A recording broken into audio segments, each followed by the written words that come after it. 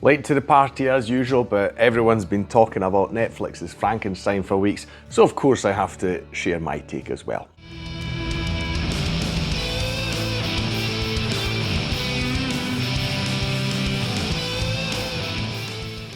Hi, my name's Drew and welcome to another review video on Flying Wiener. Now, I'm really disappointed in myself. I had put this basically on my calendar. I was like, once this film releases, I need to watch it immediately. You know, I am a big fan of Guillermo del Toro. I love all the things that he does.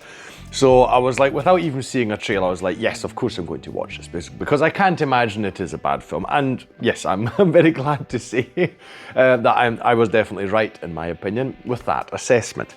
Now, unfortunately, I just couldn't get around to seeing it. So many things to do, so much stuff flying around everywhere. Even now, I mean, I get really annoyed at myself. I'm not exactly procrastinating, I've just got too many things going on at the same time. One thing related to my YouTube videos that I'm really annoyed about is that for ages now I haven't really changed these posters or some of the figures that are up on this shelf, and I actually love to do the like on a monthly basis. That's how I used to do it.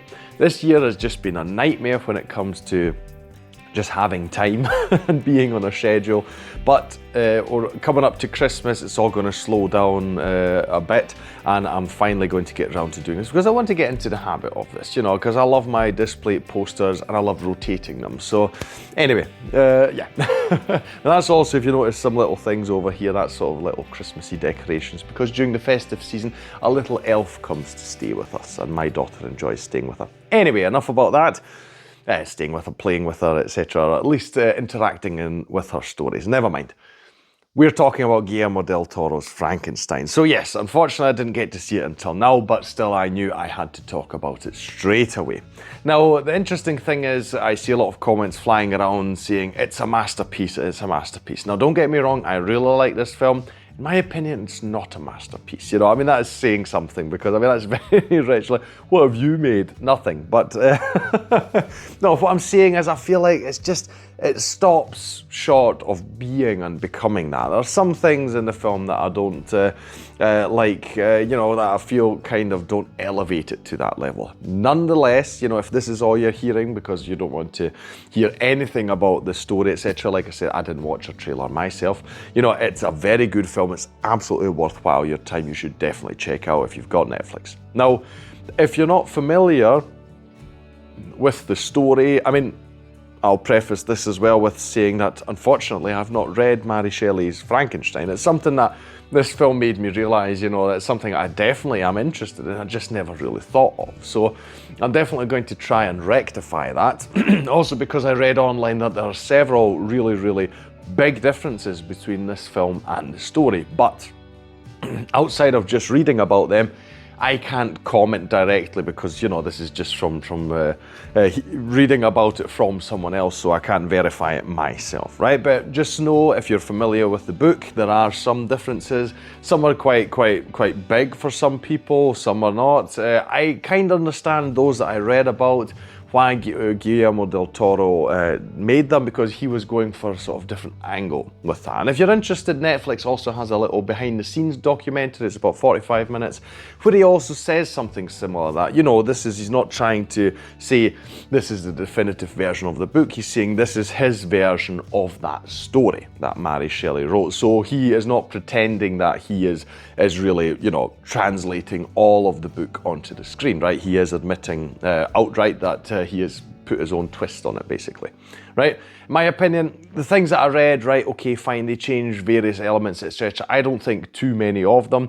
I feel that the story is largely, from what I know of it, intact, so I don't think that's really a big point. But then again, I suppose it depends on how big of a fan of the book you are.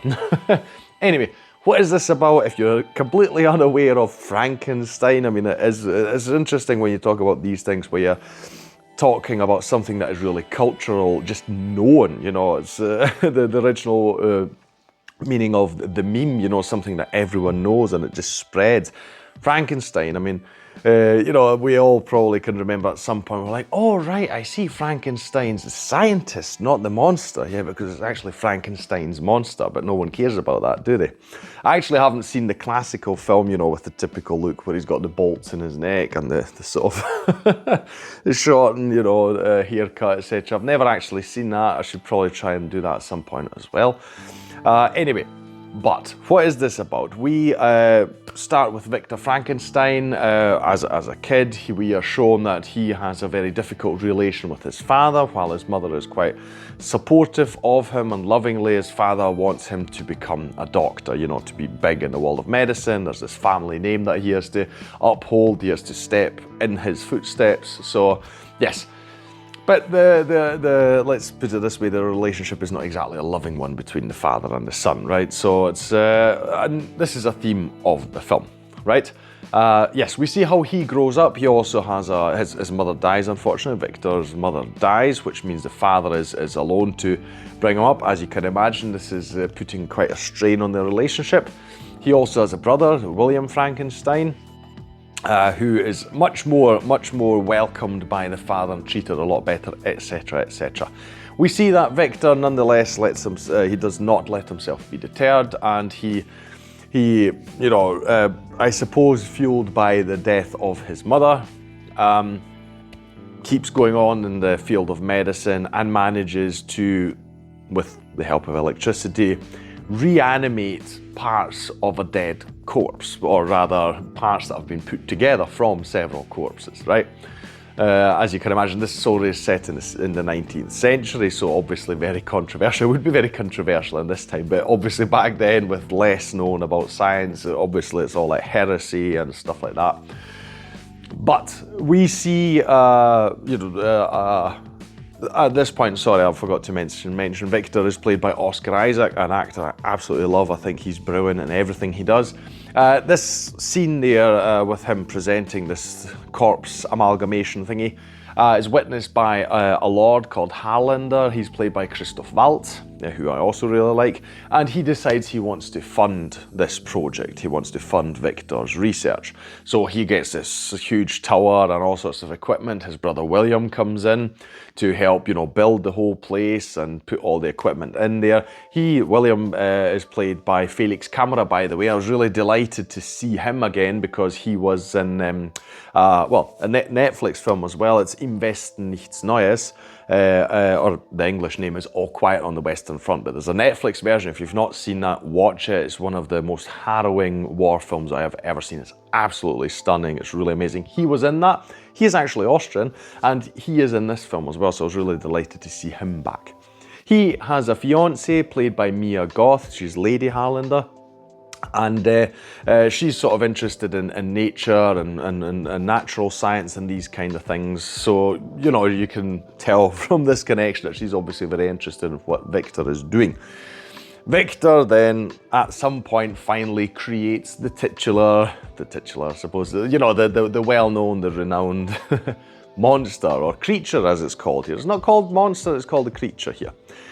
Put together from many different corpses, he manages to give it life. And I think that's where I'll stop with telling you what it is about. I will tell you that, just to close it off, we also see a lot of the story, not just from Victor's perspective, but also from the creature's perspective. I'll tell you that much about it. But you'll have to watch the film yourself to find out how that goes. You know, what is this creature? What happens to it? What does Victor do with it? All these kind of things. That's what you should find out for yourselves. So yes, but I'm pretty sure you're familiar with the story in some way, shape or form. And it is really, yeah, like I said, it strays from the book in parts, etc. I didn't feel that really took anything away from me. I mean, knowing what these changes are, it's just different. As long as you can agree with that, you know, you're like, okay, it's fine, it's just a different version of the story, then you'll be fine, you know. What I do want to talk about first and foremost after the retelling the story is obviously direction, just the whole look of everything. I mean, Guillermo del Toro is known, and I like him for it, just the look of his films, the artwork. He said himself in this documentary I mentioned that he's a pest, and where directors usually hover around the editors a lot and that kind of thing, and obviously camera and stuff like that. He said he's always in the art department because he's really stickler for all these details, and he needs the film to look great, etc. And it does. Doesn't matter what you're talking about, whether it's the costumes. They've got really interesting design for Mia Goth's clothes, for instance, her dresses, etc. The look of the surroundings, the buildings, the landscapes, the way it's shot. I love the camera moves he's got. Well, very, very often we've got lower angles, which felt really cool, especially when you're following the creature around. It's all just interesting. You know, there's nothing boring about the shots we're seeing, how it all comes together. I mean, this is all him, you know, the art department, the instructions he gave them, and he really describes this collaborative work quite well in that documentary. So if you're interested in that kind of thing, I would say definitely check that out, because I found it really fascinating. So all these things I had hoped he would be able to maintain. I mean, just like with his last film, Pinocchio, which was done for Netflix, the look of it is just amazing, and that's one of the aspects I definitely love. The actors are phenomenal. I mean, all of these actors that are in here, I like them all. You know, I mean, Oscar Isaac as Victor Frankenstein. You've got, you know, this I feel it's really good, the struggle he has with, you know, not having had the best experience with his father, and then sort of, you know, it's like passing that on, as it were, you know, being in a fatherly position himself, you know, then the mad scientist, obviously striving to do great things. Mia Goth's character is interesting. I think she comes a bit short in this story though, because she, just to be slightly spoilery, she takes an interest in the creature, right? And I feel that she wasn't given enough to do, as in her character in the story, because I felt like she should have been in this a bit more to sort of be a balance to Victor's character, a bit more. So that's one thing that I don't like too much about the film. I think she should have been used a lot more in this film. You've got, as the creature, you've got Jacob Elordi who plays it, and it was really fascinating watching him because, as you can imagine, a corpse that is animated from different parts, from different people, won't have fluid movement and all these kind of things, and I think he really did that well. It was, to me, quite believable, you know, the sort of learning to be, learning to exist, to move, all these kind of things. As we watch on screen, I thought it was really fascinating. A very compelling character. The creature could have been dumb and silly, which I believe, you know, the classical Frankenstein's monster with the bolts in the neck, etc. is, or at least that's how he's viewed in pop culture as. But this creature's absolutely not that. So it's really just interesting. He is a full character, and watching him was a delight, I must say. All the other actors are great as well, loved every bit of it. The only other criticism I have, apart from Mia Goth's character not being as involved as I actually expected her to be, because I think she was quite at the front of all the promotional stuff as well, so I expected her to be more involved in the story. It's kind of the, I don't know, length of the story and the way the story, how long it is. Because I felt like at times it just drags maybe a wee bit. You know, it felt like it's 2.5 hours. It's not a very, you know, overly long film. It's like, oh, I can't do anything beyond 90 minutes or something. It's not that. It's just, it felt like it wasn't flowing, you know, as naturally as I would want it to be. So yeah, it felt like not every scene was, you know, entirely needed, or was, you know, I felt like at times it was maybe a bit longer than it needed to be. So that's why I feel like, you know, it's not quite there where I would want it to be, because of some of these smaller details. But overall, it's really amazing. How it all comes together, like I say, the characters, the actors, the story, just the whole look of everything. It's really interesting, makes you think. It's one of these films like Guillermo del Toro does quite a lot. I love, you know, he's the monster guy, but not monster as in scary things, monster as in unnatural things that we have, you know, whether it's Hellboy, or if you've seen The Shape of Water, or Pinocchio, or here, you know, we've got these fantasy / sci-fi creatures, you know, just things that aren't natural to this world, and he just gives so much I don't know, essence to them, you know, it makes them really big and real on the big screen, and I really like that. So his characters, even if they're these otherworldly beings, they're never boring, they're always interesting to watch, and it's the same here. So it's a very, very good film. Like I say, it's not a masterpiece in my opinion, because there's some small things that you know, sometimes the sets, while beautiful, sometimes they just seemed a bit too artificial to me. So while he uses a lot of real stuff in his films, as in, you know, miniatures and all sorts of stuff, sometimes, I don't know, just something about the surroundings not every scene I'm talking about, some scenes just didn't feel real, you know, or not real enough, whatever you want to call it. But yeah, I mean, these are small nitpicks. It's a great film, you should watch it. It's definitely an experience, it's really interesting to watch. Just the effects itself are really good. At times, very, very gory. And before I go here, I watched this film together with my wife, and it's always a delight watching films with her. The reason I started this YouTube channel is because I felt I couldn't really have these conversations with her, because while she enjoys watching films, she doesn't enjoy, you know, talking about them for ages and ages, which I do. But I thought this is quite funny, because I always ask her at the end, you know, what are the things you remember? What did you like? Or what, you know, was noticeable to you? And the 4 things she said to me, she said, butterfly, there's a butterfly in this film, and she absolutely hates butterflies. Don't ask me why, you know, I've tried for years, can't tell you. The dismemberment of the corpses, which was done, in my opinion, rather realistically, she really did not like. She asked, why is the creature so strong? And she didn't fall asleep. So those were the 4 things, because I said, you know, is there anything you want me to share with my audience? She said, those are the 4 things. Butterfly, dismemberment, why so strong, and didn't fall asleep. So there you go. Every time I watch a film with her that I will review, I'll make sure to ask her to give you these bullet points, because I don't know, maybe, maybe there's someone out there who's like, yes, that's me, I don't know.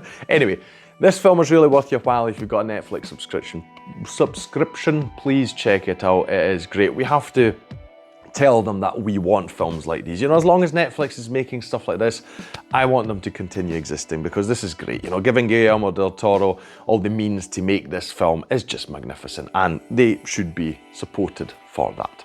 That'll be all from me today. If you enjoyed this video, please like, share and subscribe. It is the best way to support this channel. Leave a comment down below about anything you want to say about this version of Frankenstein or the book, comparisons, the classical film version, whatever you want to say, put it down in the comments below. I'll thank you for watching this video, and I'll see you in the next one on Flying Wiener. Take care, bye.